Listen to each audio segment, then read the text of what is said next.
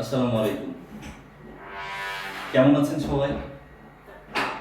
আল্লাহ তাআলা নিশ্চয়ই আপনাদের সবাইকে ভালো রেখেছে। আমিও আলহামদুলিল্লাহ আপনাদের দোয়ায় বেশ ভালো আছি।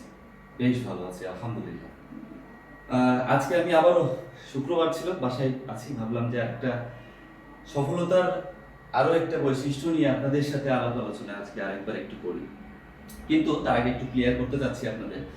সেটা হচ্ছে যে এই যে আমি সফলতার বৈশিষ্ট্য সম্পর্কে যে আদেশমূলক বা যে গল্পগুলো আপনাদের সামনে করছি, উম, আপনাদের মনে হয়তো প্রশ্ন জাগতে পারে যে ভাইয়া আপনি সফলতার কতটুকু, আপনি কতটুকু সফল।